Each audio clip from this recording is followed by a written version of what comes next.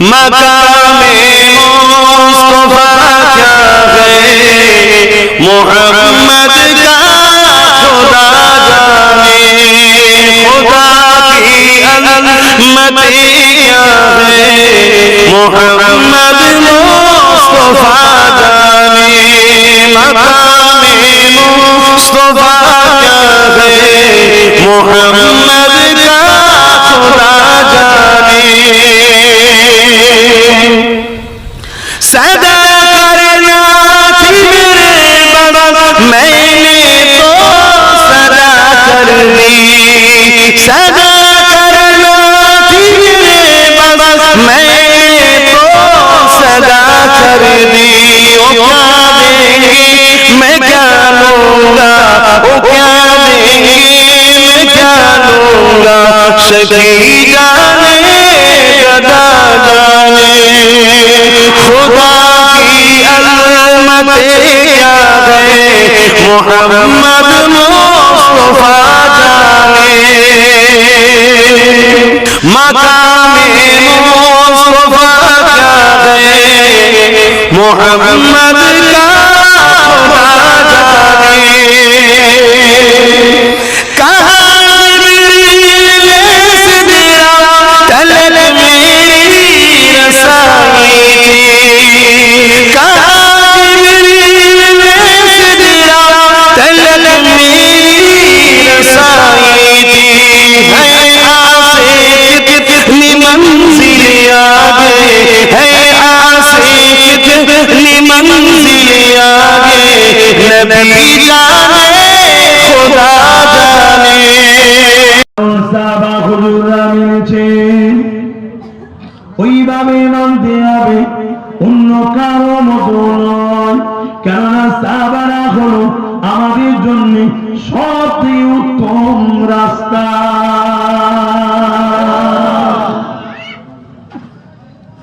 উদাহরণ হিসাবে মিসাল হিসাবে সবচেয়ে উত্তম সাহাবা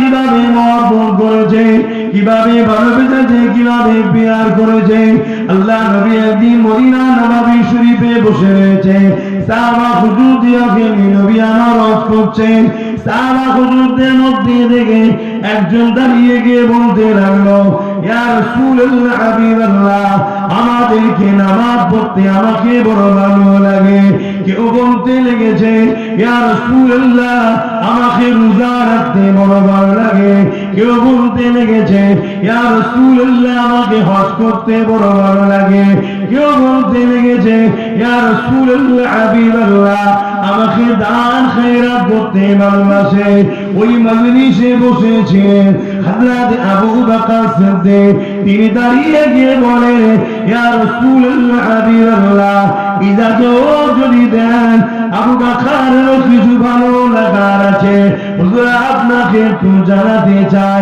আল্লাহ নবী বললেন আবু বকর বলেন হযরত আবু বকর বলেছিলেন ইয়া রাসূলুল্লাহ হাবিবাল্লাহ আমার প্রথম নম্বর ভালো লাগা হলো আপনার কদমের কাছে বসে আপনার নূরের চেহারার দিকে তাকিয়ে থাকা আরো জোরে বলুন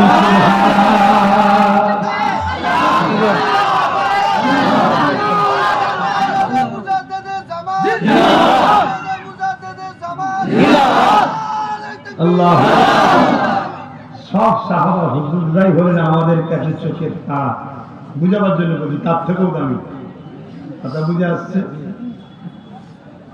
কিন্তু আল্লাহ নবী বলেছেন আমি সবার ঋণকে পরিশোধ করে দিয়ে গেলাম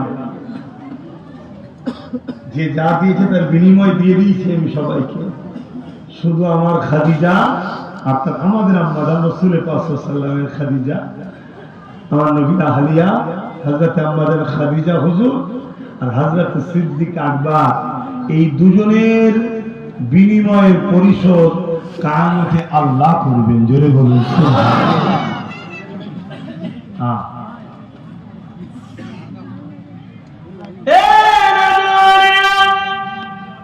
হযরত আবু বকর সিদ্দিক আল্লাহ নবীকে কেমন মহব্বত করেছিলেন কেমন প্রিয় করেছিলেন দ্বিতীয় নম্বর বলতে লাগলো, ইয়া রাসূলুল্লাহ, হাবিবাল্লাহ, আমাকে ঘরে যেতে মন যায় না, সর্বসময় আপনার কাছে থাকতে মন যায়, আপনার কদমের কাছে থাকবো, এটা আমার বড় ইচ্ছা যায়। তিন নম্বর হলো, ইয়া রাসূলুল্লাহ, হাবিবাল্লাহ, আমি কষ্ট করে মেহনত করে হালাল ইনকাম করবো, ওগুলোকে জমা করে করে কোনো জায়গায় রাখবো, আর আমার মেহনতের ইনকাম থেকে আপনি নিজের হাতে কোনো ইজাজত আবু বকরের নয়, নিজের মতো করে আল্লাহর রাস্তায় খরচ করবে। আরো জোরে বলুন সুবহান। আমরা সবাই বলি তো মহব্বত করি, কি এরকম মহব্বত করি যে আমি ইনকাম করে নিয়ে আসবো, আমার যা খাজানা থাকবে ওই খাজানাতে আমার পারমিশন ছাড়া হুজুর ও ধন দৌলত আপনারই, নিজের মনে করে খরচ করবেন আপনি, এটা আমাকে বড় ভালো লাগে। জোরে বলুন কি গো, এরকম মানসিকতা আমাদের কারো আছে? এটা তো প্রেম, এটা তো ভালোবাসা। কি মহব্বত করেছে। আর হযরত আবু বকর সিদ্দিক, আমাদের আয়েশা সিদ্দিকা হুজুর বলেন, আমি দেখেছি আমার আব্বা আবু বকর সিদ্দিক প্রায় কাঁদতেন আর আল্লাহর কাছে দোয়া চাইতেন, আল্লাহ একটা আয়াত নাযিল করেন, যে আয়াত আপনি ঘোষণা করবেন, হে বিশ্বের মুমিন মুমিনারা, ঈমানদারেরা, তোমাদের ধন দৌলত তোমাদের নয়, মুহাম্মদ রাসূলের, তুমি যেমন করে খুশি খরচ করবে, কারো থেকে পারমিশন নিতে হবে না। এরকম একটা আয়াত আপনি দেন কেন? আমার নবী বারবার ইসলামের জন্য বলতেন, বাবা সাহাবারা দাও, যেমন আমরা এসে বলি না মাহফিলের জন্য দাও, দিনের জন্য দাও, হুজুর বলতেন বাবা ইসলামের জন্য দাও। আর হযরত আবু বকর হুজুরকে এটা বড় কষ্ট দিত, আহা আমার নবী কেন বলবে, সবই তো হুজুরের, হুজুরকে বলতে লাগবে কেন? এরকম দোয়া চাইতেন। একদিন আমার নবী পাক হযরত আবু বকর সিদ্দিক ঘরে বসে আছে, আর আমার রাসূল পাক ঘরে এলেন। সিদ্দিক একবার উঠে দাঁড়িয়ে নবীকে সালাম দিলেন, আল্লাহ নবী সালামের জবাব দিলেন, সোজা ঘরে ঢুকে গেলেন। ঢুকে যে সিদ্দিক একবার হুজুরের যেখানে খাজানা থাকতো, ধন দৌলত থাকতো, ভিখারি নয়, শুনছো তো নাকি? হ্যাঁ, ভিখারি নয়। এখন ভিখারির বাচ্চারা মৌলী সাহেব হয়ে সাহাবাদের ঘরে, নবীদের ঘরে এসব বলে ফেলছে, নাউজুবিল্লাহ। কথা বুঝে আসছে? খুব সাবধান। তো ভাইরা আমার, সেই জায়গায় গেলে গিয়ে নিজে হাতে করে নিলেন আমার নবী, নিয়ে হযরত আবু বকরকে বলেও যে তোমার টাকা লিখেছি, কোথায় খরচ করবো না করবো কিচ্ছু বলে না, চলে যাচ্ছে। যাওয়ার সময় মুচকে হাসলেন, বেরিয়ে চলে গেলেন। হযরত আবু বকর সিদ্দিক সিজদায় পড়ে শুকরিয়া আদায় করছে, আল্লাহ আমি খুশি হয়েছি। জোরে বলুন সুবহানাল্লাহ। আরো জোরে বলে। আল্লাহ নবী কিছুক্ষণ পরে ফিরে এসে মুচকে এসে বলছে, আবু বকর তোমার দোয়া কবুল হয়ে গেছে। জোরে বলুন সুবহানাল্লাহ। প্রেম কাকে বলে? আল্লাহ নবী তাই বলেছিলেন, আবু বকর আমি তোমার উপরে রাজি খুশি হয়ে গেলাম। আল্লাহ নবী যার উপরে রাজি খুশি হয়ে যায়, আল্লাহ পাক তার উপরে রাজি খুশি হয়ে যায়। এই জন্য আবু বকর সিদ্দিককে আমার নবী পাকের সঙ্গে হিজরতের সফর সাথী আল্লাহ পাক বানিয়ে দিয়েছিলেন। কেন? নবী আমার যা বলেন যা করেন সবই আল্লাহ পাকের হুকুমে করে। আল্লাহ নবী বলেছিলেন, আবু বকর রে আমার সফর সাথী তুমি হবে। এই যে আবু বকর সিদ্দিককে নবী বললেন, এটা আল্লাহ পাকের হুকুমেই বলেছেন, আল্লাহ পাকের ইশারাতেই বলেছেন। কেন বলেছিলেন শুনে রেখে যান। হযরত আবু বকর সিদ্দিককে সাথে করে নিয়ে আল্লাহ নবী হিজরতের দিকে রওনা দিলেন। এই যুবকেরা রাতের গভীর অন্ধকারে পাহাড়ি রাস্তা ধরে ধরে আল্লাহ নবীর সাথে সিদ্দিক আকবর যেতে লেগেছে। ভেবে দেখে আর সেই সব পাহাড়েতে আলো নেই, কিন্তু দূরে দূরে দূরে আলো জ্বলেছে। আজও সেই সব পাহাড়ে ঠিকভাবে মানুষ উঠতে পারে না। আর আজ থেকে 1450-1500 বছর আগে ওই পাহাড়গুলো কত ভয়ানক ছিল, ওখানে ওঠার কোনো কত কষ্ট ছিল। একটা বার যদি পা একটুখানি ফসকে যায়, গড়াতে গড়াতে গড়াতে ওই পাহাড় থেকে নিচুই নেবে, টুকরো টুকরো ছিন্ন বিচ্ছিন্ন হয়ে যাবে। এই পাহাড়ের উপর দিয়ে আর একটা করে একটা পাহাড় পার করিয়ে করিয়ে মক্কা দিকে আসলে মদিনার দিকে যাচ্ছে। তখন রাস্তাঘাট ছিল না গো, এখন তো উন্নত হয়েছে, পাহাড় কেটে রাস্তা করেছে, তখন পাহাড় টপকে টপকে যেতে হয়েছে। এই যুবকেরা, তরুণীরা, বাপেরা, আল্লাহ নবী কতটা কষ্ট করেছে দেখো।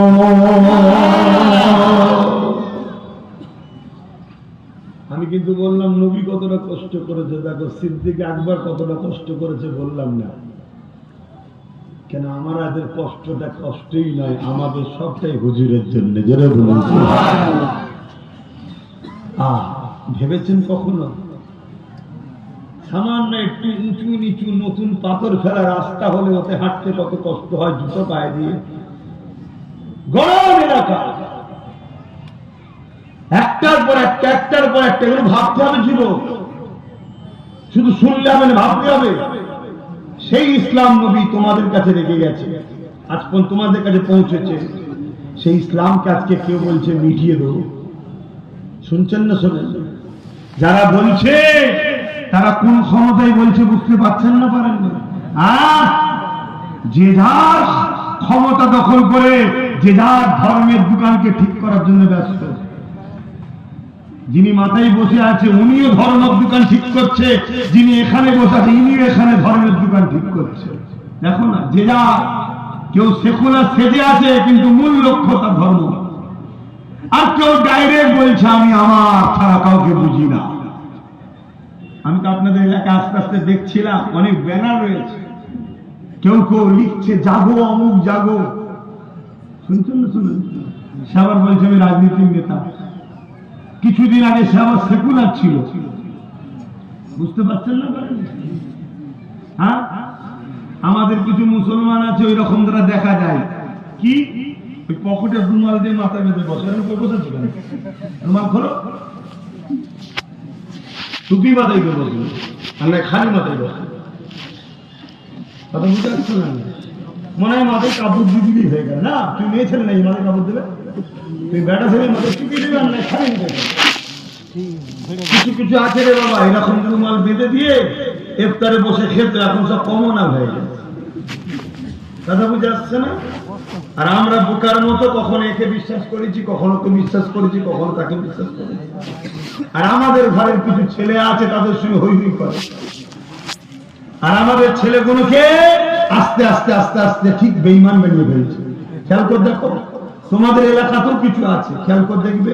আগে কত ভালো ছেলে ছিল, মাথায় টুপি টুপি দিয়ে মসজিদ টসজিদ দেখা যেত, জামা টামা জুব্বা টুব্বা দেখা যেত। এখন সব অন্য টাইপের হয়ে গেছে। কথা বুঝছেন না? বুঝুন। আতরের সাথে থাকলে মাপতে লাগে না, আতরের খুশবু এমনি গায়ে চলে আসে। আর বাকিটা বললাম না, বুঝে এলাম। শুনছেন না? শোনেন আমার কথায় কি আমি কি ইসলামের বিরুদ্ধে কিছু বলছি? তাহলে তার বিরুদ্ধে তো আপনার জেনে লাভ নেই। ইসলামের বিরুদ্ধে হলে কথা বলবেন, তাছাড়া কোনো জায়গায় কথা বলবেন না। কথা বুঝে আসছে না? হ্যাঁ, কতটা কষ্ট হযরত আবু বকর সিদ্দিকের সাথে করেনি। আল্লাহ নবী যেতে লেগেছে, কিছুক্ষণ পরে আবু বকর সিদ্দিক বলে উঠলেন, ইয়া রাসূলুল্লাহ, হাবিবাল্লাহ, বিয়াগুলি নেবেন না, একটু দাঁড়ান। পিছনে ছিল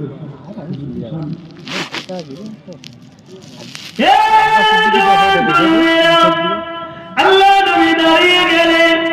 হযরত সিদ্দিক আকবর বলতে লেগেছে, ইয়া রাসূলুল্লাহ, হাবিবাল্লাহ, আপনি এত কষ্ট করছেন, আমাকে দেখে বড় ব্যথা হচ্ছে। হুজুর, আপনি আমার পিঠে উঠুন, আমি আপনাকে পিঠে করে নিয়ে, কাঁধে করে পিঠে করে নিয়ে এই বিশাল পাহাড়গুলোকে ওভারটেক করে করে করে করে মদিনার জমিনে যাব। আল্লাহ নবী বলেছেন, বাজার রে, এই বিশাল ভয়ানক পাহাড়েতে, এই বিশাল কষ্টের রাস্তাতে একা উঠা যেখানে বড় কষ্ট হয়, এ আবু বকর তুমি আমাকে নিয়ে উঠবে, তোমারও তো কষ্ট হবে। আল্লাহ নবী আবু বকর সিদ্দিক বলেছিলেন, ইয়া রাসূলুল্লাহ হাবিবাল্লাহ, আমার বাপ মা আপনার কদমে কুরবান হয়ে যায়, আবু বকরের জান মাল আপনার কদমে কুরবান হয়ে যায়। ইয়া রাসূলুল্লাহ হাবিবাল্লাহ, আজ আপনি আমাকে সুযোগ দেন, আজ আপনি আমাকে সুযোগ দেন, কিয়ামতের দিনে আল্লাহ যদি বলে এ আবু বকর কি করেছো বলো, আমি এই সময় বলবো আল্লাহ আমি নবুয়তকে পিঠে করে নিয়ে মক্কা থেকে মদিনার জমিনে পৌঁছে দিয়েছিলাম। আরো জোরে বলুন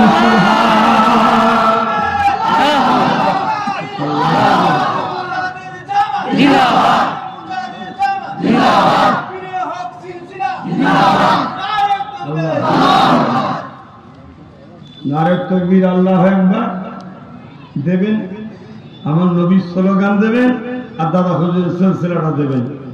আমার টান করেন ভাই, মোবাইল শুনছেন? অডিও করুন, অডিও করুন, ভিডিও না, অডিও করুন, ভিডিও করবেন না। যখন জনসভায় আসবো যান খুলে তুলে নেবেন ফটো, আমি কিচ্ছু আন করবেন কেন, এখন ফ্যাশন হয়ে গেছে, সবার মন খারাপ, সবাই হুজুরের সেলফি দিচ্ছে, আব্বাস সিদ্দিকী দিচ্ছেন, মুরিদ মন খারাপ হচ্ছে, বলছে এই হুজুর ভালো না, ওই হুজুরের কাছে গেলে চল দেখবি সেলফি দেবে, যে এইসব ফ্যাশন না, এটা ধর্ম সব, এই জায়গাটাকে ঠিক রাখে, সবটাই তো আমাদের খারাপ হয়ে আজকে খেটে খুঁটে কষ্ট করে এসে বসেছেন মেহনতের পয়সা দিয়ে, যেন কমসে কম গুনাহগুলো মাফ হয়ে যায়, বলুন ইনশাআল্লাহ। এটা চিন্তা করে হয়ে যায় ভুল মাত্র মানুষের, কিন্তু এখানেও যদি বসে আমরা সে কিছু না পেলাম তাহলে আর কোথায় পাবো? হযরত আবু বকরের কথা শুনে আল্লাহ নবী বড় খুশি হয়ে গেলেন। এই যুবকেরা সিদ্দিক আকবরকে সুযোগ দিল, নিয়ামত দিল, সিদ্দিক আকবরের কপালকে রাসূল খুলে দিল। আমি এটা বলবো, অন্যজন কি বলবে আলাদা কথা, আমি বলবো এটা, অন্যজন বলবে আরে মুহাম্মদ সাল্লাল্লাহু আলাইহি ওয়াসাল্লাম আবু বকর সিদ্দিকের পিঠে উঠলো, কত কষ্টের রাস্তা, ফাটা কপালে, তোকে দরদ দেখাতে হবে না। আমি সিদ্দিক আকবরের খুন হয়ে বলছি, আমার আবু বকর সিদ্দিকের কপালকে নবী খুলে দিল। জানেন তো নাকি আমি সেই খানদান, সেই বংশের ছেলে, যে রক্তের ছেলে, হ্যাঁ আমার নবী খুলে দিল। আসো তোমার যখন সব গেছে, নবুয়তকে পিঠে তোলো, জোরে বলুন সুবহানাল্লাহ। রিসালাতকে পিঠে তোলো, জোরে বলুন সুবহানাল্লাহ। আল্লাহর মাহবুবকে পিঠে তুলে নাও, জোরে বলুন সুবহানাল্লাহ। সিদ্দিক আকবরের কপাল কত, ঠিক না বেঠিক? তুমি কষ্ট দেখছো ফাটা কপালে, যে তুলেছে সে বলছে আমি ধন্য হয়ে যা, তোমার দরদ কেন? অতি ভক্তি তো চোরের লক্ষণ। কি যিনি তুলেছে তিনি বলছে আমি ধন্য, আর আমার তোমার দরদ হচ্ছে, জানতাম এই ভক্তি চোরের। মনে রাখবেন, এমন একটা দিয়েছিস বাবা, ভেতরে ঢুকে যাচ্ছে, সেজন্য কথা বলতে কষ্ট হচ্ছে, মানে অনেক বেশি গভীর। বালিশ ফালিশ যা আবার হয়ে গেল, কিন্তু আবার সে আকাশ উঠে যাবে, আর এক বিপদ হয়ে যাবে।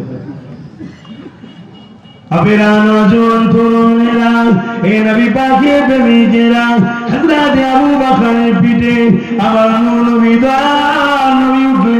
সিদ্দিক আকবর খুশিতে খুশিতে খুশিতে আল্লাহ নবীকে পাহাড় টুকে ঢুকে ঢুকে মক্কা থেকে মদিনা জমিনে নিয়ে যেতে লেগেছে। কেউ জিজ্ঞাসা করেছিল, এ আবু বকর, এই কঠিন রাস্তা যেখানে একা যাওয়া সম্ভব নয়, যেখানে একা যেতে গিয়েও কত কষ্ট হয়, এই বিশাল পাহাড়ে একা ওঠাও কত কষ্ট হয়, এ আবু বকর আপনি সেলিফাতকে পিঠে নিয়ে কি করে যেতে পারলেন? আবু বকর সিদ্দিক বলেছিল, যিনা কুদরত দিয়ে আমার জান আছে, আমি যখন একা একা পাহাড়ে উঠছিলাম বড় কষ্ট হয়েছিল, বড় দমে লাগছিল, পুরো হাঁপিয়ে যেতেছিলাম, কিন্তু রহমতের নবীকে দয়াকে যখন পিঠে তুললাম, দয়ার ওসিলায় আমি আবু বকর কত পার করেছি, কোনো কষ্ট মালুম হয়নি। আরো জোরে বলুন। আবু বকর সিদ্দিক আগে বুঝেছিল নাকি যে কষ্টের পাহাড়ে উঠতে গেলে হুজুরকে তুলতে হবে আর কষ্ট হবে? আল্লাহ ঠিক না? রহমত, তুমি রহমত যেখানে থাকে সেখানে কষ্ট হতে পারে? এই যে আমি উঠছি কষ্ট হচ্ছে, রহমত যদি পিঠে তুলে নি আর কষ্ট, আল্লাহ ভালো জানে না এই রিস্কটা কেন নিয়েছিল। একা ওটা সম্ভব নয় রে বাবা। আজও যারা গেছে যাচ্ছে, কথা বুঝে আসছে, তিনারা জানে এখানে যদি কেউ হাজি থাকে জানে কি সোজা সোজা পাহাড় রাস্তা, তবুও তখন মানুষ উঠে উঠে উঠে উঠে কেটে কেটে ছোট ছোট রাস্তা করে ফেলেছে। তখন তো কিছুই ছিল না, কাঁটাযুক্ত গাছ, কোন রকম ব্যাপার নেই, একটা পা স্লিপ করলে ব্যাস রুকার কোনো রাস্তা নেই। সেই সময় সিদ্দিক আকবর আমার নবী কি পাক সাল্লাল্লাহু পিঠে তুলে মক্কা থেকে মদিনা শরীফে নিয়ে যাচ্ছে। আর এখন যদি বলা হয় বাবা ওই ইটটা নিয়ে এসে দিলেন, একটা কাদা আছে, একটু পাটা দিয়ে যাবো, মুরিদ পালাবে। হ্যাঁ কি খারাপ বলছি নাকি? ভক্তি দরকার, প্রেম দরকার, আদব দরকার। যদি তুমি মাননেওয়ালা হও, না মাননেওয়ালা হও তো প্রশ্নই নেই। এ সমাজে প্রচুর মানুষ আপনাকে মানে না, তাদের নিয়ে আমাদের কোনো আলোচনা আছে, কোনো প্রশ্ন আছে? কিন্তু তুমি মাননেওয়ালা যখন বড়, মানার মতো করে মানো। যার জায়গা যেটা দিয়েছে তিনার জায়গায় তিনাকে রাখো। আমার রাসূল পাক সাল্লাল্লাহু আলাইহি ওয়াসাল্লামকে আল্লাহ সব থেকে সম্মানিত করেছে, জোরে বলুন সুবহানাল্লাহ। সেই নবীর সম্মান, সেই নবীর আদব, সেই নবীর প্রেম আমাদের কোনো জায়গায় যেন কমতি না হয়। যেখানেই থাকো, আমেরিকায় থাকো, ব্রিটেনে থাকো, ইংল্যান্ডে থাকো, ফ্রান্সে থাকো, চীনে থাকো, হাত্তাকে নিজের মুল্ক হিন্দুস্তানে থাকো, কত দিকে কত জালিম বাড়ছে, এসব কিচ্ছু চিন্তা করার ব্যাপার নেই। একটাই চিন্তা করো, আমার কাজ চাহাত বিহাত টুট করে টুটে মহব্বত ভালোবাসা নবীর উপর, এটা আমার কাজ, আমি এটা করে যাব, আমার নিরাপদের জন্য আমার আল্লাহ যথেষ্ট। জোরে বলুন সুবহানাল্লাহ।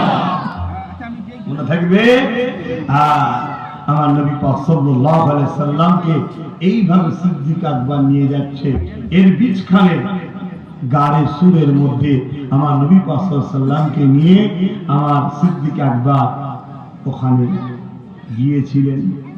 হযরত আবু বকর সিদ্দিক হুজুর রাসূলকে বললেন, এসব যারা জানেন আরেকটু বার শোনাচ্ছে, আপনাদের অসুবিধা হচ্ছে না যে হুজুর আপনি একটু দাঁড়ান, আমি ভিতরে আগে যাই, যদি কিছু থাকে হুজুর আমি আবু বকরের উপরে হামলা হয়ে যায়, কিছু বিপদ থেকে আমার উপরে হসুক, কিছু পশু হিংস্র বা বিষাদার কিছু সাপ থেকে আমার উপরে হোক, হুজুর আপনাকে যেন কেউ আঘাত না করে। জোরে বলুন সুবহানাল্লাহ। প্রেম দেখে বলে, ভালোবাসা কাকে বলে? নিজের খুশির নাম নয়, যাকে ভালোবাসি তার খুশির নাম ভালোবাসা। আমরা মনে করি ভালোবেসে কষ্ট পাই, কেন? ভালোবাসার নামই তো কষ্ট। তাই দেখেন ভালোবাসার নাম কি? যে যত ভালোবাসে তত কষ্টে থাকে। খেয়াল করে দেখুন সমাজে, দুনিয়াবি ক্ষেত্রেও দেখুন, ভালোবাসার নাম হলো কষ্ট। কেউ যদি মনে করে আমি ভালোবাসি তার মানে আমি শান্তি থাকবো, না। ভালোবাসা মানে হলো যাকে ভালোবাসো তাকে শান্তিতে রাখার নাম ভালোবাসা, তার খুশির নাম ভালোবাসা। এতে নিজেকে জ্বালিয়ে পুড়িয়ে দাও, কিন্তু তুমি যাকে ভালোবাসো সে না কষ্ট পায়, এর নাম ভালোবাসা। জোরে বলুন সুবহানাল্লাহ। আমরা তো মানেই বুঝতে পারলাম। হযরত আবু বকর সিদ্দিক পাহাড়ের গুহার মধ্যে ঢুকে গেল। যাওয়ার পরে জঙ্গলগুলো পরিষ্কার করে দিল। দিবার পরে দেখতে লেগেছে অনেকগুলো সুড়ঙ্গ রয়েছে। একটা একটা করে সুড়ঙ্গকে বিভিন্ন কাপড় দিয়ে সেগুলোর মুখকে আটকাতে নিজের পাগড়ি দিয়ে আটকে দিল। কিন্তু একটা সুড়ঙ্গ তারপর হয়ে গেল। হযরত সিদ্দিক আকবর সেই সুড়ঙ্গতে নিজের পায়ের কেরানিটা দিয়ে, নিজের পায়ের গেটটাকে দিয়ে, গোড়ালিটা দিয়ে ওই জায়গায় আল্লাহ নবীকে ডাক দিতে লাগলেন, ইয়া রাসূলুল্লাহ, হাবিবাল্লাহ। পরিবেশ ঠিক হয়ে গেছে, হুজুর ভেতরে আসে। হযরত আবু বকর সিদ্দিক বসে গেলেন।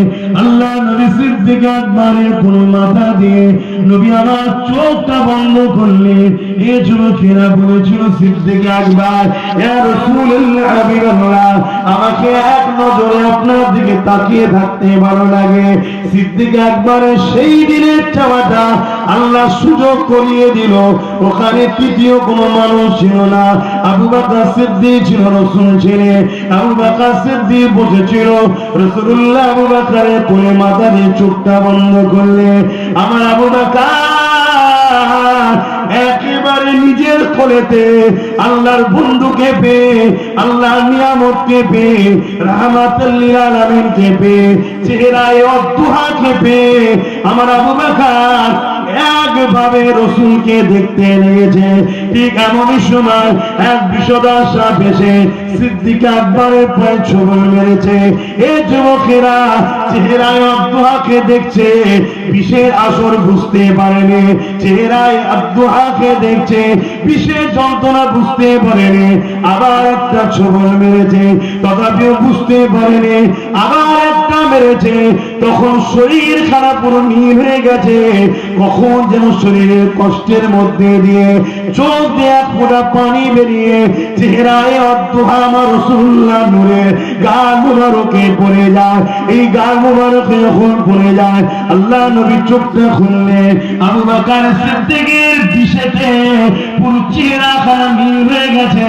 আল্লাহ নবী উঠে বসে বললেন, হে আবু বকর, কি হয়েছে তোমার? কালো কেন? আর চেহারা খারাপ তোমার কেন নীল হয়ে গেছে? ইয়া রাসূলুল্লাহ, হাবিবাল্লাহ, মনে হয় আমার পায়ে কিছু একটা কামড়াতেছে। ইয়া রাসূলুল্লাহ, হাবিবাল্লাহ, সব নারীগুলো, সব পথগুলো, সব সুড়ঙ্গগুলো যে পাগড়ি দিয়ে বন্ধ করে দিয়েছে, একটা খালি ছিল, ওই জায়গাতে পায়ের গিলামিটা দিয়ে রয়েছে। আল্লাহ নবী বললেন, পা হাঁটাও। পা হাঁটাবার সাথে সাথে 1000 বছরের পুরনো এক বিশাল পাহাড়ি সাপ বেরিয়ে পড়ে আমার নবী পাককে তার ভাষাতে সালাম দিতে লেগেছে। আরো জোরে বলুন আমার নবী পাক কি শুধু মানুষের নবী নাকি? তামাম মখলুকাতের নবী। জোরে বলুন সুবহানাল্লাহ। ফেরেশতাদের নবী হলেন মুহাম্মদ রাসূল সাল্লাল্লাহু আলাইহি ওয়াসাল্লাম। এতে আমরা গর্বিত না গর্বিত নয়? জোরে বলুন, এতে আমরা খুশি না খুশি নয়? যারা খুশি শাহাদাত দেন আল্লাহর কাছে, হাত লম্বা করে দেন। মারহাবা, নারে তাকবীর, নারে তাকবীর। আমি বলবো লব্বাইক, আপনারা বলবেন ইয়া রাসূলুল্লাহ। লব্বাইক, লব্বাইক, লব্বাইক, নারে দিলাম। কেউ হাত তোলা বাকি নেই তো? যদি কেউ থাকে তাকে মারা দরকার না, মারা দরকার না, শুধু জেনে নেওয়া দরকার এ আমার নবী নয়, আমিও আনব। ঠিক না? আমরা ঝগড়ার পক্ষে নয়, আমরা দূরত্ব বজায় তার সাথে করতে পছন্দ করি, যে আমার নবী নয়। তুমি যেমন আমার নবীর হওয়া পছন্দ করো না, তোমার থেকে আমার দূরত্ব রাখাকে আমি পছন্দ। কথা বলো, এই আমলের উপর থাকবেন। হ্যাঁ, শুধু অশুনলে হবে না, অনেক হচ্ছিল, অশুনলে। আর মনে রাখবে, আজকে আমাদের জন্য সব থেকে যদি ভয়ঙ্কর কেউ দুশ্মন হয়ে থাকে, সেটা হলো তথাকথিত ছদ্মবেশী মুফতি মাওলানা আলেম। কথা শুনছে? আমিও আল্লাহর দয়াতে, নবী পাকের কদম মুবারকের উসিলায়, বাবা মার দোয়া, মুর্শিদ কিবলাদের দোয়ায়, তোমাদেরও দোয়াতে আমি দৌড়া হাদিস পাস করেছি, বুখারী মুসলিম আবু দাউদ নাসাই ইবনে মাজাহ সিয়াসাতের হাদিস, তাফসীর হাদিস, ফিকহ আল্লাহ আমাকে পড়িয়েছে। আমি এমএম করেছি, মুমতাজুল মুহাদ্দিসিন করেছি। কিন্তু আমি আবার বলছি, প্রকৃত আলেম হলো সে যে মুহাম্মদ রাসূল চিনল। জোরে বলুন সুবহানাল্লাহ। সাল্লাল্লাহু আলাইহি ওয়াসাল্লাম যে রাসূল চিনল না, সে যদি বুখারী মুখস্থ থাকে আলেম, প্রকৃত আলেম না। হ্যাঁ, আলেম মানে জানলেওয়ালা, কিন্তু ওই জানলেওয়ালা নাই যে কামিয়াবি হবে। সে যদি সিয়াসত তার হাদিস, সিয়াসত তার তাফসীর, হাদিস সহ তাফসীর, ফিকহ সব জানে, কথা বুঝলে, হাত্তা কে 40-50 বছর আগে বুখারী পড়াচ্ছে, কিন্তু রাসূল চিনল না। বলুন বলুন বলুন, তার দাম কিছুই না। ওর থেকে মাফ করবেন, ওর থেকে মাফ করবেন আপনার পাড়ায় রাস্তায় ঘোরা কুকুরটা অনেক ভালো। কথাটা কি কারো কষ্ট দিল? কিচ্ছু করার নেই, কিচ্ছু করার নেই। আমরা ওমর ফারুক হুজুরের কাতারের লোক, শুনছেন তো? আমরা হযরত ওমর ফারুক হুজুরের কাতারের লোক। হ্যাঁ, হাদিস শুনুন, হাদিস পড়ুন। হ্যাঁ, কাবা শরীফের চাতানে বসে, কাবা শরীফের চাতান হাতেম যেটাকে বলা হয়, যেটা ঘিরা মতো একটা ছবি দেখেছেন, এই হাতেমের মধ্যে বসে দুজন মক্কার জালিম বসে বসে মিটিং করছিল। বদরের যুদ্ধে হয়েছে, অনেকের মারা গেছে। ওর মধ্যে একজন ছিল গোলাম, আর একজন মালিক। তো মালিক গোলামকে বলছে, তোর ছেলেকে তো বন্দী করে রেখেছে মুহাম্মদ সাল্লাল্লাহু আলাইহি ওয়াসাল্লাম। কথা বুঝে আসছে? আদৌ তার ভাষায় বন্দী, আমার ভাষায় বন্দী নয়, উস্তাদের সম্মান দিয়েছিল। জোরে বলুন সুবহানাল্লাহ। ইতিহাসটা বলতে গেলে সময় লাগে। আর আমার বাবা পরিবারের অনেকে কাবাইতে বদরে গিয়ে মারা গেছে। তোর যত ঋণ আছে শোধ করে দেবো, তোকে আজাদও করে দেবো, যদি তুই মুহাম্মদ সাল্লাল্লাহু আলাইহি ওয়াসাল্লামের কল্লাটা কেটে নিয়ে আসতে পারিস। বলুন নাউজুবিল্লাহ। শয়তান শয়তানি কথা বলে। এক গোলাম রাজি হয়ে গেল, অস্ত্রকে ধার দিয়ে বিষ মাখালো, নিয়ামের মধ্যে নিয়ে চাদর দিয়ে চাদরের মধ্যে ঢেকে মদিনায় গিয়ে হাজির হয়েছে। হযরত ওমর ফারুক দেখতে পেয়ে গেছে বদমাইশকে, তাহলে সবাই জানে না দুশমনের রাসূল। হযরত ওমর ফারুক গিয়ে তার চাদর সমেত এমন করে ধরেছে, ধরে বলছে, কুকুর তোমার এখানে কি খবর? এখন আমার বলাতে কারো প্রেস্টিজ লাগবে না? কথা বলছেন না কেন? যদি দুর্বল ঈমান থাকে তাহলে হয়তো চিন্তা হতে পারে কি বলছে। সব ক্ষেত্রে লড়াই করা হারাম, সব ক্ষেত্রে ঝগড়া করা হারাম, সব ক্ষেত্রে ছোট বড় কথা বলা হারাম। মুস্তাফা জানের রহমতের স্বার্থে কথা বলা আল্লাহর সুন্নাত। জোরে বলুন সুবহানাল্লাহ। হাতটাকে যদি কেউ এই কথা বলে, আমার নবীর প্রস্তাবকারীরা হলো অবৈধ সন্তান, জেনে রেখে দিয়ে এটা কোরআনের কথা সে বলেছে। কেন সূরা কলামের মধ্যে আল্লাহ জানিয়েছে আলিদ বিন মুগীরা 10টা গুণ, তার মধ্যে একটা হলো যার সন্তান, তাই নবীর বিরোধী করে।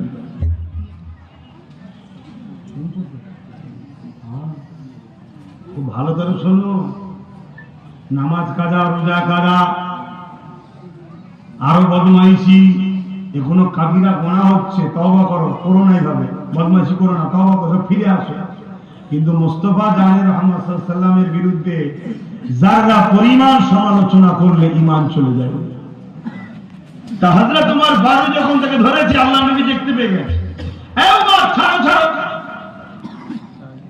ওটা হলো রাহমাতুল লিল আলামিনের বৈশিষ্ট্য। জোরে বলুন সুবহানাল্লাহ। আর ওমর ফারুক এটা রাহমাতুল লিল আলামিনের গোলামের বৈশিষ্ট্য। জোরে বলুন সুবহানাল্লাহ। গোলাম গোলামের কাজ করবে, রাহমাতুল লিল আলামিন রাহমাতুল লিল আলামিনের কাজ করবে। শুনছেন তো নাকি? আমার নবীর কাছে গেল, আল্লাহ নবী বলছে, কি খবর? না হুজুর, ছেলেকে দেখতে এসেছি। আল্লাহ নবী বলছেন, ঠিক করে বলো, সত্য কথা বলো, এও ছেলে দেখতে এসেছে? কথা বলছি না? কোথায় কথা হচ্ছে?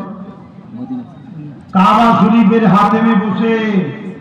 আরে ওটাও কাবারই অংশ, যেটা ঘিরা থাকে, দেখেন না একটুখানি কিছু করে দেওয়ালদের ছবি তো দেখেছেন অনেকে। ওর মধ্যে দুজনই বসে আছে, তৃতীয় কেউ ছিল না। আল্লাহ নবী বলে, ঠিক করে বলো কি করতে হচ্ছ? বলছে হুজুর সন্তান বন্দী হয়ে আছে, দেখতে এসেছি।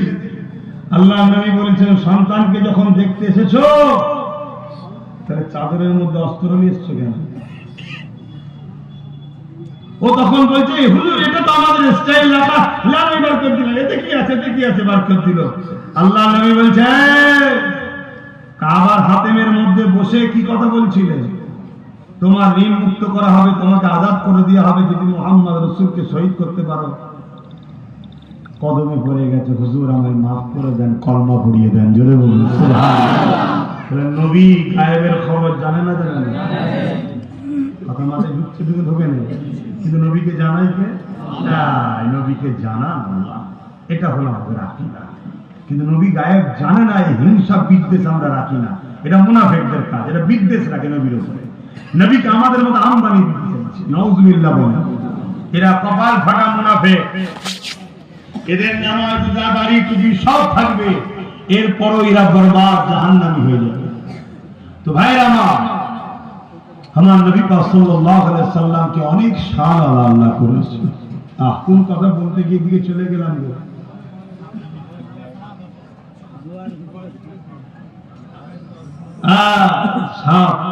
আমার নবীকে সালাম দিচ্ছি। আমার নবী সমস্ত মখলুকের ভাষা বুঝতেন। হযরত নবী সুলাইমান আলাইহিস সালাম নাম শুনেছেন?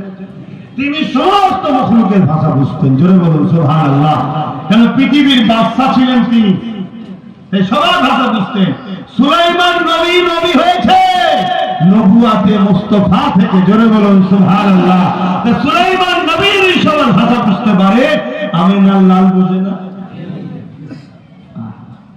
সালাম দিচ্ছেন, আমার নবীকে সবাই ভালোবাসে, শুধু কিছু মুনাফিক মানুষ ভালোবাসে না, বাকি সবাই ভালোবাসে।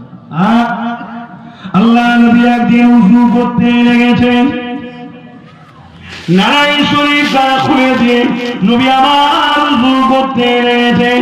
এমন সময় দেখা যায় একটা সাপ এসে নবী পাকের নারাই শরীফের মধ্যে ঢুকে যায়। সাপে ঘুরতে ঘুরতে নবীর জুতা মুবারকে ঢুকে গেছে। আবার নারায়ণ শরীফ বলছে, অসুবিধাই এখানে যদি কারো সন্দেহ হয় ইমান চলে যাবে। তুমি জুতো দেখোনি, জুতাটা কার কদমের দেখো, কদমটার দাম, তুমি জুতোর দাম করতে দেবনি। কথা বুঝে আসছে না? আমাদের সামান্য নবীর একটু গোলামি করি, নবী নবী করি বলে আমাদের দাম, ঠিক না বেটি? আমাদের জুতোই কাদা থাকবো আর যাই থাকবো, বাড়িওয়ালা নিয়ে ঘর ঢুকিয়ে দিচ্ছে। আমার কেন কে, আমার কি হাইসিয়াত আছে? না, আমি রসুলের পক্ষে নবীর গোলামি করি, তাই আল্লাহ আমাদেরকে দিচ্ছে। বলে সেই হাবিবুল্লাহর ইজ্জত কি?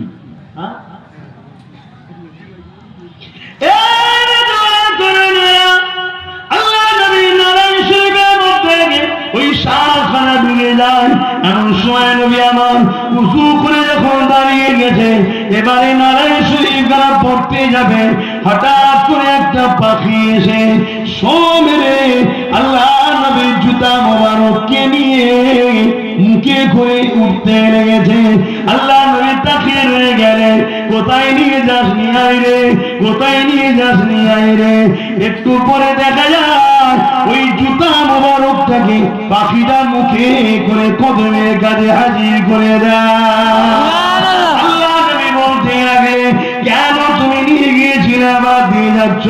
ইয়া রাসূলুল্লাহ, হাবিবাল্লাহ, আমি উপর দিয়ে যেতেছিলাম, আপনার নূরের তাজাল্লিতে সাততল জমিনের নিচেও দেখতে পেয়ে যায়। নূরের তাজাল্লিতে একটা পাখি যদি তার ভাষার মধ্যে যায়, ওই তাজাল্লি লাগার সাথে সাথে তার যদি চোখ খুলে যে সাততল জমিন দেখতে পায়।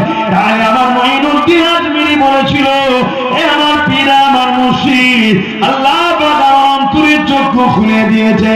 7 তল আসমান 7 তল জমিনের নিচে দেখতে পাচ্ছি। এখানে আল্লাহ আল্লাহ এটা বিশ্বাস করতে আমাদের কি কোনো আপত্তি আছে? আজ কিছু মানুষ বেরিয়েছে আবার ওলি আল্লাহদের বিরুদ্ধে। আচ্ছা, ওলি আল্লাহদের বিরোধী করার কারণ কি? ওলি আল্লাহদের কাছে গেলে ওলিয়া উলিয়ার আপনাদের ঘরে নবীর সঙ্গে জুড়বে, আর নবীর সঙ্গে জুড়লেই আল্লাহ আপনাকে আপন করে নেবে। আল্লাহ আপনাকে নামাজি বানাবে, রোজাদার বানাবে, হাজি বানাবে, জাকির বানাবে, আল্লাহ ওয়ালা করে নেবে। জোরে বলুন সুবহানাল্লাহ। এজন্য আল্লাহর ওলিদের উপরেও দেখবেন আজকাল একদল লোক সমালোচনা করে, ছোট বড় কথা বলে। আবার একদল লোক বেরিয়েছে আল্লাহর ওলি দাবি করে, নামাজি করেন, গাঁজা খায়, বড় বড় মেয়েদের মতো চুল, বদমাইশ শয়তানের চেলা। এখন শুনছেন নাকি? হ্যাঁ, এখন বড় শয়তানের চেলা। হ্যাঁ, আবার অনেকে বলে আমরা তো মজজুম মানুষ, আমাদের জন্য নামাজ মাফ। ওকে বলতে হবে তাহলে খাওয়াটা মাফ করে আর বেলায় ছাড়বে না। না, আল্লাহর ওলি মানে তিনি সুন্নাতের উপরে পাবন্দি থাকবে। জোরে বলুন সুবহানাল্লাহ। আকাশে উঠছে দেখে ওলি ভাবলে হবে না। আকাশে ওরা ওলিও হতে পারে, তোমার চোখে জাদুও কেউ করতে পারে। ওলি চিনতে গেলে রাসূলুল্লাহ সুন্নাতে আছে কিনা দেখতে হবে। যে নবী সুন্নাতের উপরে আছে তারাই হলো প্রকৃত আল্লাহর ওলি। জোরে বলুন সুবহানাল্লাহ। কথা বুঝা যাচ্ছে? এটাকে মাথায় রাখতে হবে। যা, আমি ফিরে আসছি। আল্লাহ নবী জিজ্ঞেস করছে, তুমি নিয়ে গেলে নিয়ে আসলে কেন? হুজুর, আমি দেখতে পেয়েছিলাম আপনার জুতা মোবারকের মধ্যে একটা বিষধর সাপ আছে। আমার ভয় হলো যদি সাপটা আপনাকে কামড়ে লাগে। ওটা তার প্রেম, সাপ কামড়াবে না হুজুরকে, ওটা তার প্রেম। কিন্তু এজন্য আমি নিয়ে গিয়ে তাকে ফেলে দিয়ে গোলাম আপনার কদমে জুতো হাজির করলাম। জোরে বলুন সুবহানাল্লাহ। হুজুরের গোলামি সবাই করলো, আমরা আশরাফুল মখলুকাত হয়ে আমরা করতে পারলাম না। কে আমার নবীকে ভালোবাসে না বলো? আকাশের চাঁদ নবীকে ভালোবেসেছে, এই ইশারায় দুটুকরো হয়ে গেছে। সূর্য আমার নবীকে ভালোবেসেছে, ইশারায় আবার ফিরে এসেছে। এই যুবকেরা, তরুণেরা, বাবেরা, জিন্ন বাচ্চা শুরু করে সবাই আমার নবীকে প্রেম করেছে, ভালোবেসেছে, পেয়ার করেছে। এই বিষয়ে আরেকটা কথা মনে পড়ে গেছে, শুনে রেখে দাও। আল্লাহ নবীর কাছে একজন সাহাবী চলে আসলেন, ইয়া রাসূলুল্লাহ, হাবিবাল্লাহ, আমার উটটা পাগল হয়ে গেছে, লোককে ধরে ধরে ধরে ধরে কামড়াতে লেগেছে। আল্লাহ নবী নূর সাহাবাদেরকে বলল, চলো তো বাবা, উটটা কি হয়েছে একটু গিয়ে দেখি। আল্লাহ নবী যখন গেলেন, ওই সময় দেখতে লেগেছে ওই উটটা মানুষের দিকে তাড়িয়ে তাড়িয়ে ধরতে ধরতে যাচ্ছে, সামনের দিকে যেতে লেগেছে। নবী পাক তখন তার পিছন দিক দিয়ে যাচ্ছে। মানুষেরা বলে উঠলো, ইয়া রাসূলুল্লাহ, হাবিবাল্লাহ, আপনি উটটার দিকে এগিয়ে যাবেন না, ও মানুষকে কামড়াতে লেগেছে। আল্লাহ নবী কি উত্তর দিয়েছিল? মানুষেরা, আল্লাহ নবী বলেছিলেন উটটা আমাকে কামড়াবে না, কেননা উটটা তোমাদের নবীকে চেনে। আজকে মুফতি নবী চিনতে পারলো না, মুহাদ্দিস নবী চিনতে পারলো না, ফকিহ নবী চিনতে পারলো না, পীর দাবি করে নবী চিনতে পারলো না, মৌলানা দাবি করে নবী চিনতে পারলো না। উট নবী চিনে গেল যখনই খুলল এইদিকে, আর উটটা নবী পাককে দেখতে পেল। যখনই দেখতে পেল ছুটে এসে আমার নবী নূরের কদমে উটটা মাথা দিয়ে সিজদায় পড়ে যায়। আরো জোরে বলুন সুবহানাল্লাহ। সাহাবা হুজুররা দেখলেন, দরবারে যে এসেছেন সাহাবা বলছেন, হুজুর, উটের থেকে তো আমরা আপনাকে বেশি ভালোবাসি। উট যদি আপনাকে সিজদা দেয়, আমাদের কি ইজাজত দেন, আমরা সিজদা দেব। শুনছেন কি বলছি? হ্যাঁ, শুনুন মৌলী সাহেবের কথা। আর কোন মোল্লা মৌলী সাহেব আছে কেটে ধরে নিয়ে আসুন। কথা বুঝছেন না, বোঝেন না? সাহাবাদের মনের কি খেয়াল ছিল? হুজুর, আমরা আপনাকে সিজদা দেব, ইজাজত দিন। আল্লাহ নবী বললেন, না, আমার শরীয়তে সমস্ত রকম সিজদাকে আমি রাসূলুল্লাহ করে দিলাম। নবী হারাম করে দিয়েছে। অতএব কেউ যদি পীরকে সেজদা করে জানলো নবীর দিনে নেই, ও পীরও শয়তান, মুরিদও শয়তান। শুনছেন না শুনেন? হ্যাঁ, কিন্তু সাহাবাদের দিলের বাসনা ছিল, সাহাবাদের আদব ছিল যে হুজুর অন্যান্য রাজার দরবারে গেছি, প্রজারা সব রাজাকে সেজদা করছে, আপনি তো দোনোজাহানের সুলতান, আপনাকে করবো না কেন? আল্লাহ নবী বললেন না, আমি নবী এটাকে হারাম করে দিলাম, একমাত্র সেজদা আল্লাহর কাছে হবে। এক রাতে আছে আমার এক নবী সাহাবী জাবের রাদিয়াল্লাহু বাইরে সফরে ছিলেন, আমার নবীর দরবারে এসে নবীকে বলার আগেই নবীকে সেজদা করে দিয়েছে। শুনছেন? সাহাবী কথা বলছে। আল্লাহ নবী বলে, আপনারা কি করলেন? হুজুর আমরা দেখলাম কেসরা কাইসার রোম সব তাদের রাজাদের ঘরে সেজদা করছে, আর আপনি সবার বড়, আপনারা করবো না? আল্লাহ নবী বললেন, শোনো, তোমরা যদি তোমার নবী মুহাম্মদ সাল্লাল্লাহু আলাইহি ওয়াসাল্লামকে ভালোবাসো, তাহলে আমি নবীটাকে হারাম করেছি, খবরদার দ্বিতীয়বার করবে না। কিন্তু সাহাবাদের দিলের মধ্যে নবীর আদবটা কি ছিল? কথা শুনছেন তো নাকি? হ্যাঁ, সাহাবাদের প্রেম আদমের কথা শুনলে তো আরো অবাক হয়ে যাবে। তবে না নজওয়ান তরুণেরা, এ নবী পাকের প্রেমিকেরা, আল্লাহ নবী যে উটটার পিঠে চেপে বেড়াতে, ওই উটটার পিঠে যে কাদা বাঁধা হয় যাতে নবী আমার বসবেন, ওটা তখন লাকড়ি কাঠ দিয়ে তৈরি করা হতো।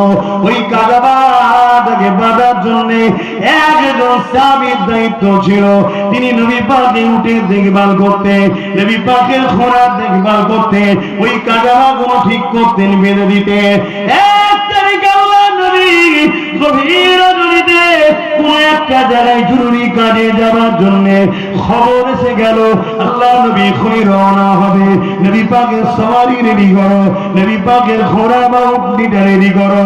এই খবরটা যখনই চলে এলো, ওই সাহাবী রেডি করার জন্য প্রস্তুত নিলে, কিন্তু সাহাবী নিজে হাত না দিয়ে অন্য একটা সাহাবীকে বললেন, ভাই আপনি রেডি করে দেন, আপনি করে দেন, আপনি করে দেন। এই যুবকেরা, তরুণেরা কেন করলো না?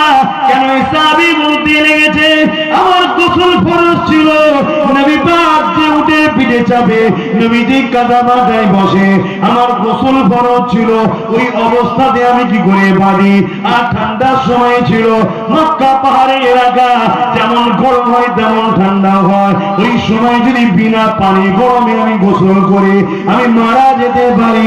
ইচ্ছা করে জান দেওয়া হলো ইসলামে হারা, জান বাঁচানো হলো ফরজ, যে আমি রাসূল পাকের গোলাম হয়ে কি করে ইচ্ছা করে জানের দিকে বাড়ে। এই জন্য আমি সাহাবী ভাইকে বললাম, আপনি বেঁধে দেন, আপনি বেঁধে দেন। এই যুবকেরা, কোরআনের কোন জায়গায় নাই নবী পাকের উঠে হাত দেওয়া যাবে না নাপাক অবস্থাতে, নবী পাকের কাদা ভাই হাত দেওয়া যাবে না নাপাক অবস্থাতে। আল্লাহ কোন জায়গায় হাত নাজিল করেনি, কিন্তু সাহাবীর আদবটা দেখো, সাহাবীর প্রেমটা দেখো। আর রহমতের নবী পাক পবিত্র নবী যে উটের পিঠে বসবে, ওই উটটাতে আমি নাপাক হলে কি করে হাত দিই? যে কাদা বাঁধে নবী পাক বসবে, ওটাই আমি নাপাক হলে কি করে হাত দিই? হাতে নাপাক নাই, গোসল করা ফরজ হয়েছে, তথাপিও সাহাবী দিল না। আরে আমার নবীকে চেনে, নবীকে চেনে, নবীকে চেনে, যে নবীকে চিনল না সে বরবাদ হয়ে যাবে, তার ইলম, তার আমল, তার মাখা সবকিছু আল্লাহ বরবাদ করে দেবে। আর যে নবীকে চিনতে পেরে যাবে, যদিও দুনিয়ার জমিনে ভুল করে ফেলে, এই নবীর প্রেম অর্থাৎ ঈমান আদব তোমাকে একদিন না একদিন পরিবর্তন করিয়ে দিয়ে আল্লাহর জান্নাতে যাবার উপযুক্ত বানিয়ে দেবে। এই বিষয়ে একটা কথা বলে যায়, আল্লাহ নবী, নবী দয়ার নবী একদিন বাজারে গেছে, নবী আমার যখন বাজারে গেছে, একটা ইহুদি ঘরের যুবক ছেলে আমার নবী পাককে এক নজর দেখে নিয়েছে। আমার নবী পাককে দেখার সাথে সাথে ওই ইহুদি যুবক ছেলেটা আমার নবী পাকের ফ্যান দিওয়ানা হয়ে যায়, আমার নবী পাকের দিওয়ানা হয়ে যায়, আমার নবীকে ফলো করতে লেগেছে। আমার নবী বাজারে যেখানে যেখানে যায়, ইহুদি ছেলেটা দূর থেকে আমার নবী পাকের চেহারাকে দেখে, আমার নবী পাকের জুলফ মুবারককে দেখে, আমার নবী পাকের চলন বলন কথাবার্তা দেখতে লেগেছে। এইভাবে ছেলেটা প্রতিদিন আছে, আমার নবী অপেক্ষায় থাকে। আল্লাহ নবী কোন সময় যেতেন প্রয়োজনে তখন নবী পাককে দেখতো। ইহুদি ছেলেটার প্রেম এত বেড়ে গেল, সে আর থাকতে পারল না। সে একদিন আমার নবী পাকের দরবারে চলে আসলে, আল্লাহ নবীকে বলতে লাগলে, এ আব্দুল্লাহর বেটা মুহাম্মদ সাল্লাল্লাহু আলাইহি ওয়াসাল্লাম, আমি ইহুদি ঘরের একটা যুবক, আমার বাবা হলো ইহুদি ধর্মগুরু বা আলেম, আমি সেই ঘরের সন্তান। আপনাকে আমার বড় ভালো লেগেছে, আপনার কথাবার্তা আমার বড় ভালো লেগেছে, কিন্তু আমি আপনার সঙ্গে থাকতে চাই, তবে শর্ত হলো আমি আমার ধর্ম কিন্তু ত্যাগ করব না। ধর্ম ত্যাগ কেন? আমার বাবা একজন ইহুদি আলেম, আমি ধর্ম ত্যাগ করবো না, কিন্তু আপনার সঙ্গে থাকতে চাই। আল্লাহ নবী যুবককে ইজাজত দিলেন, ঠিক আছে থাকো। থাকছে একদিন দুদিন থাকার পরে আবার বললো, হুজুর আর একটা আর্য আছে। কি? আপনার যখন মদিনার নবাবী শরীফে ঢুকবেন, আপনার জুতাখানা আমি নিয়ে একটু দাঁড়িয়ে থাকবেন। বলুন সুবহানাল্লাহ, আরো জোরে বলুন।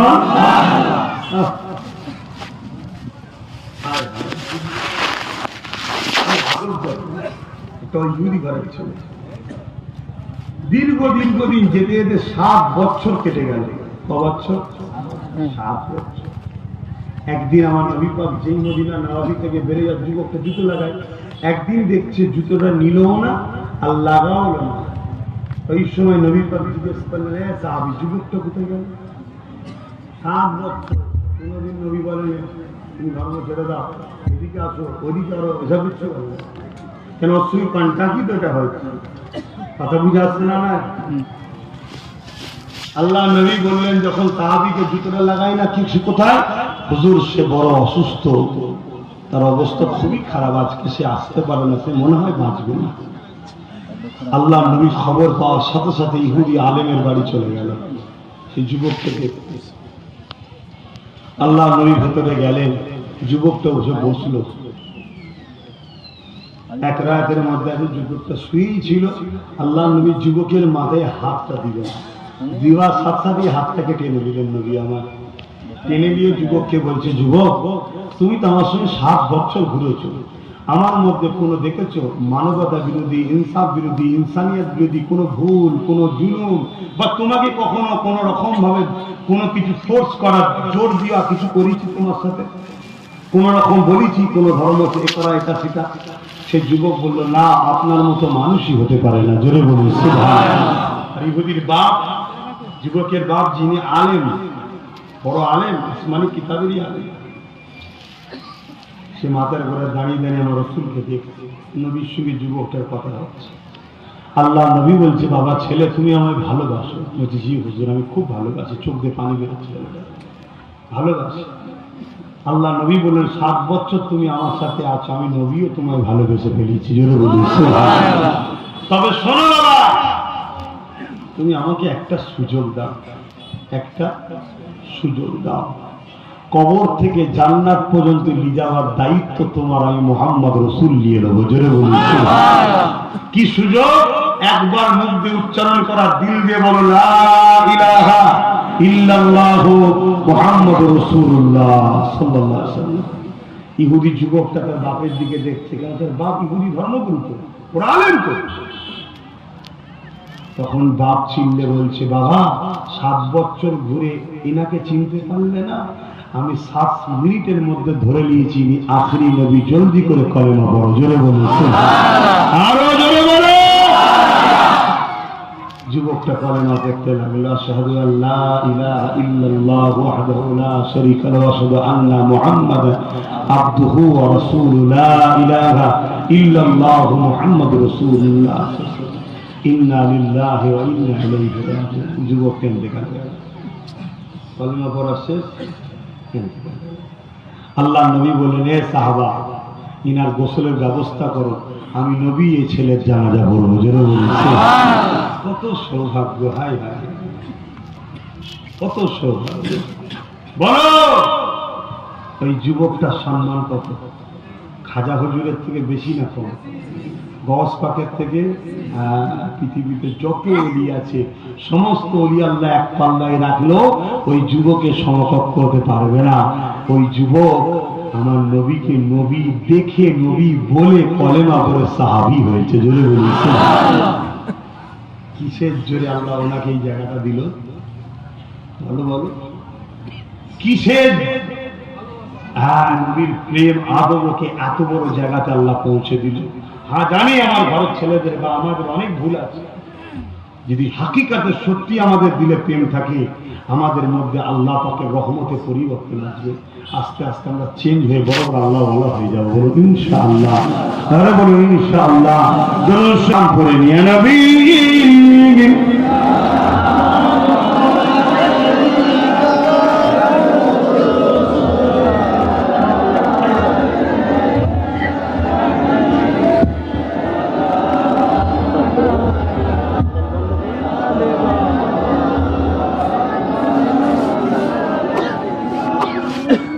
আমরা দাঁড়াই দেখতেছি একদল লোক ঝগড়া করতে চায়, চলবে না, বেদাত বেদাত বেদাত।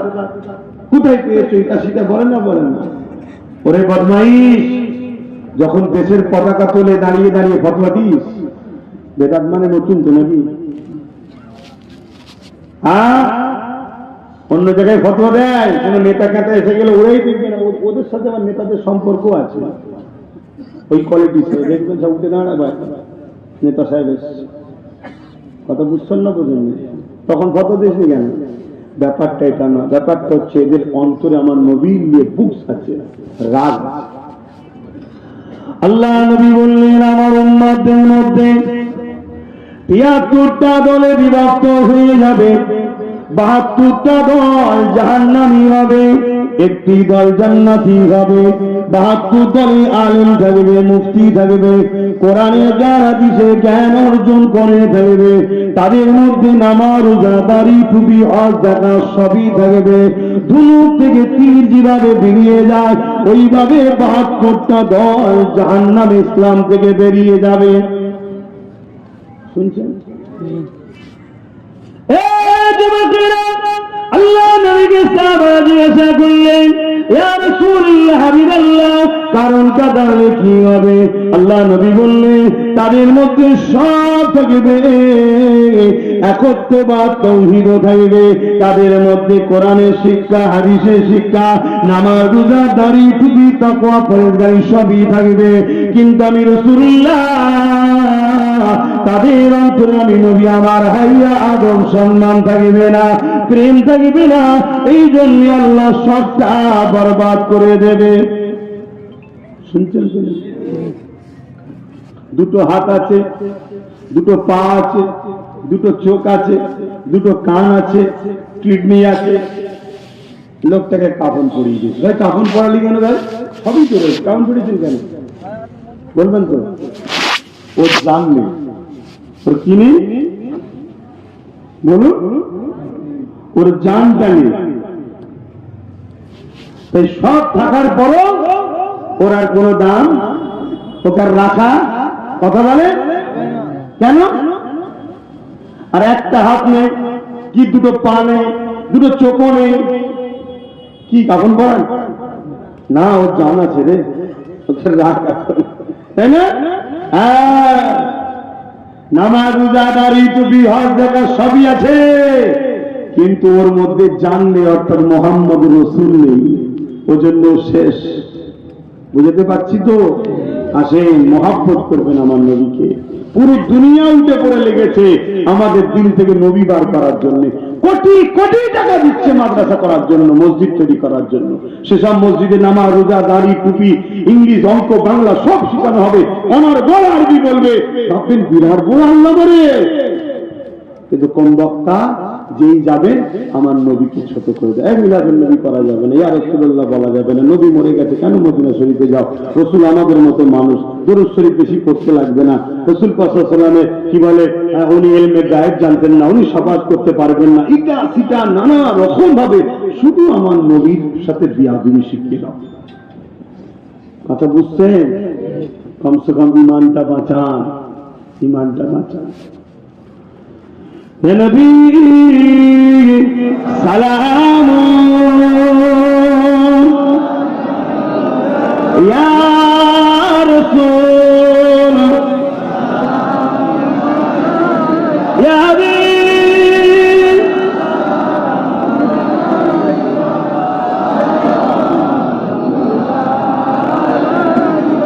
হে নবী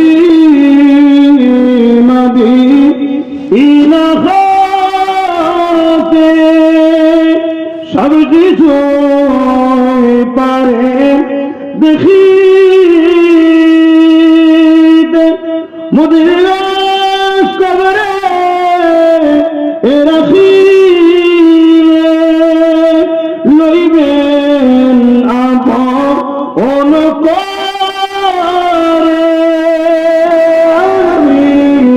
সালাম ইয়া রাসূল ইয়া হাবিব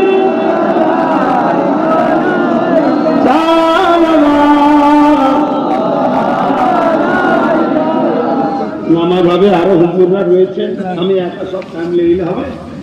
আমার একটা ছোট্ট কথা শোনেন।